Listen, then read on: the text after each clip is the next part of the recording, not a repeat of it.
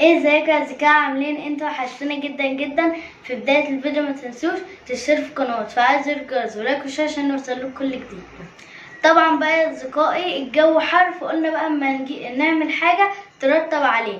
طبعا بقى يا اصدقائي هنعمل جيلي. وطبعا بقى يا اصدقائي احنا طبعا غلينا كوبايتين ميه، واول حاجه هنفضي الجيلي.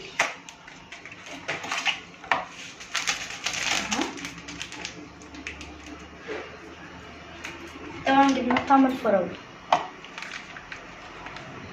هفتحه يا اصدقائي واجيلكم. طبعا بقى يا اصدقائي فتحته وافضيه هنا. ده شكله. بعدين هحط معلقتين سكر.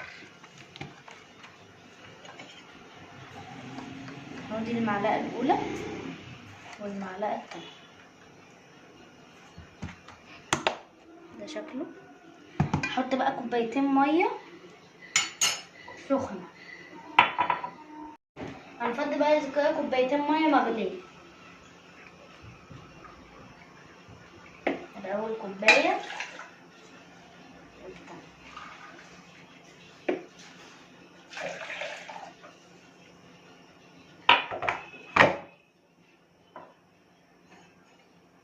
وهنقلب بقى يا اصدقائي لحد ما السكر يدوب خالص. ما تاخدش وقت طبعا على السكر بيدوب، وهي سريعه وحاجه بصوا بترطب على القلب. عايزين حاجه في الحر اللي هو جيلي. بصوا السكر بيدوب بسرعه ازاي. نقلب بس جنب بعض كده. بصوا بقى يا اصدقائي، عايزاكم بقى يا اصدقائي تكتبوا لي وصفات كتير. طبعا بصوا قلبناه يا اصدقائي اهو. بصوا السكر ده ما بتاخدش حاجه وانتوا بتقلبوها في ثانيه. هفضي بقى اهو. ده اول واحده، الثانيه،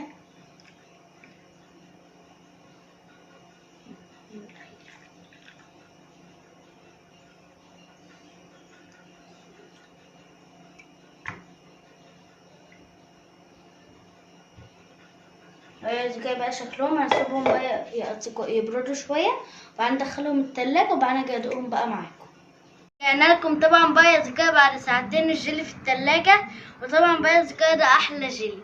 وطبعا بقى يا اصدقائي هو بينفع في الحر. ويلا بينا بقى يا اصدقائي ندوق. ده شكله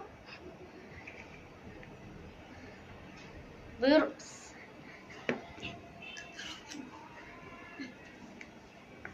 طعمه جميل يا اصدقائي، عايزاكم كلكم تجربوه. وطبعا بقى يا اصدقائي هو طعمه جميل، اتفضلوا معايا يا اصدقائي. طبعا بقى يا اصدقائي عايزاكم تجربوا الطريقه دي. باي.